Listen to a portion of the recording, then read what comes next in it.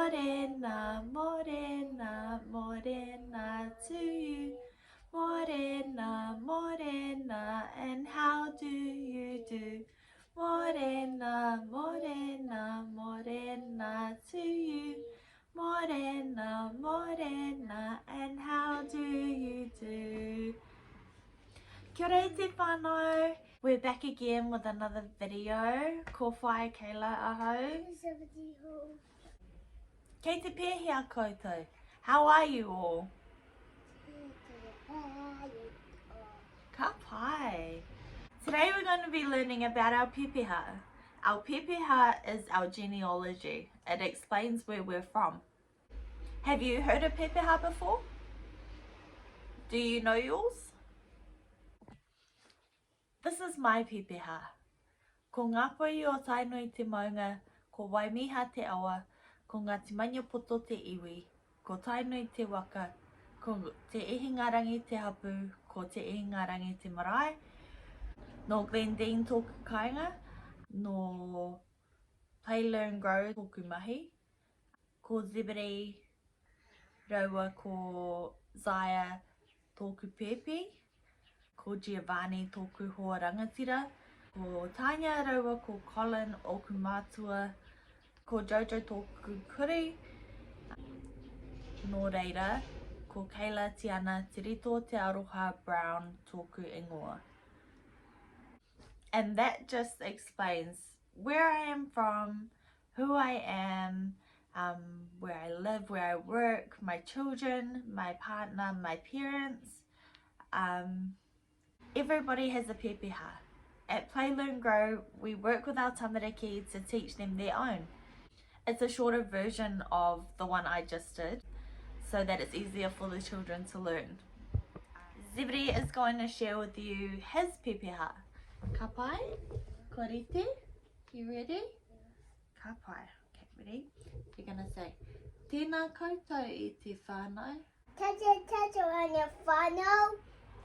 Ko Zebedee tōku ingoa. Ko Zebedee tato inawa. No Waimiha ahau. Mo mai hawaho. No wai, Mo wai. miha, Miha. ahau. Aho. Ka pai. Ko Raupari tonga lea. To wopari ataya. Tonga lea. Toia. Tōku whānau. Tato whānau. E Wha. aku tau. Atito. Ko Play Learn Grow. Joe. Taku kura. Tato chuda. Nō reira. Rida. Tēnā koutou. Tato. Katoa. Tato. Ka pai Zebedee. E mihi ana kia koe mō tō kaha, me tō wehi, me tō mana. Ka pai. Children who know and understand their pepeha, it gives them a sense of meaning and connection and belonging. We want to use pepeha more in the classroom when we return back to the centre. So now would be an awesome time to start learning and practicing at home. We support tamariki to learn their pepeha through repetition. When we say it first, the children are able to hear the correct pronunciation and then copy it. The more that we say it, the more that we practice it, the more familiar it will be for them.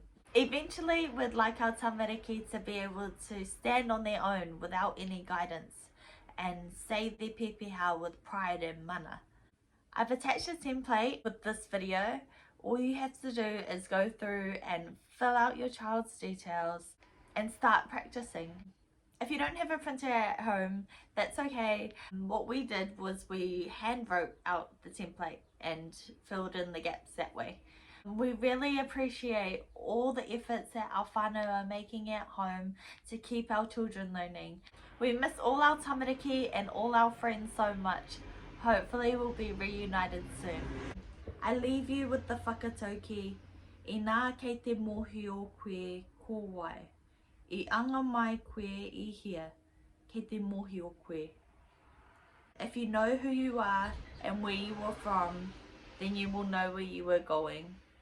Thank you for joining us for another learning video. Please keep practicing all of your pepeha at home. Ka pai. Pakite whānau.